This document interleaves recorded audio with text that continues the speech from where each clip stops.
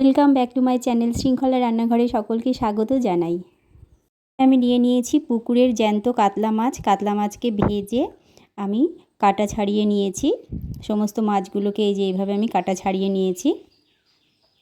মাছের মধ্যে আমি দিয়ে দেব 2টো মতো সেদ্ধ করা আলু, দিয়ে দেব 2 চামচ মতো কর্নফ্লাওয়ার, আর এখানে আমি সমস্ত কিছু কুচিয়ে রেখেছি। যে এখানে আমি দিয়ে দিলাম ধনেপাতা কুচি,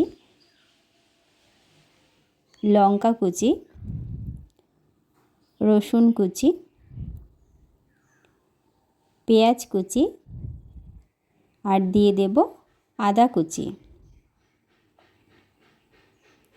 আর এখানে আমি দিয়ে দিচ্ছি স্বাদ মতো নুন, দিয়ে দিচ্ছি হলুদ গুঁড়ো, দিয়ে দিচ্ছি ধনের গুঁড়ো, দিয়ে দিচ্ছি জিরের গুঁড়ো, এবার দিয়ে দিচ্ছি শাহি গরম মশলার গুঁড়ো।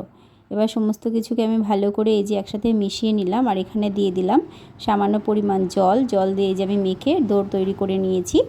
এবার এখানে আমি দিয়ে দিচ্ছি ভেজে রাখা চীনাবাদাম। এই যে আমি এই যে এরকম পরিমাণে আমি নিয়েছি, নিয়ে এই যে আমি হাতে চাটুতে দিয়ে এখানে আমি একটা ফিশ ফিঙ্গার রেডি করে নিয়েছি। এই যে সমস্তগুলোই আমি যেখানে রেডি করে নিয়েছি। আর এখানে আমি একটা বাটিতে নিয়ে নিয়েছি 2 চামচ কর্নফ্লাওয়ার, দিয়ে দিচ্ছি জল।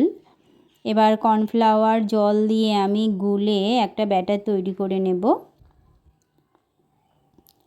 এই যে পাতলা করে আমি একটা ব্যাটার তৈরি করে নিলাম। এই ব্যাটারের মধ্যে একটা ফিশ ফিঙ্গার আমি এইভাবে দিয়ে এইভাবে করে নিলাম। আর এই যে এখানে আমি নিয়ে নিয়েছি পাউরুটির গুঁড়ো। এই পাউরুটির গুঁড়োর মধ্যে এই যে এইভাবে আমি গড়িয়ে নিলাম।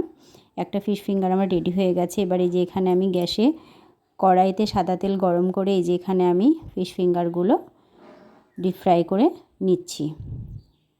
এই যে আমার সমস্ত ফিশ ফিঙ্গার ভাজা হয়ে গেছে। এই যে এখানে আমি 2 রকম সস দিয়ে সার্ভ করে দিলাম। কার কার দেখে খেতে ইচ্ছে করছে কমেন্ট করে অবশ্যই জানাবেন। দোকানে যেতে হবে না, বাড়িতেই ঝটফট রেডি করে নেওয়া যায় ফিশ ফিঙ্গার। এই যে এখানে আমি আর ওয়েট করতে পারছি না। এই যে আমি এখানে দেখুন একটা টেস্ট করে দেখছি। খুব ভালো হয়েছে, খেতে খুব টেস্টি হয়েছে।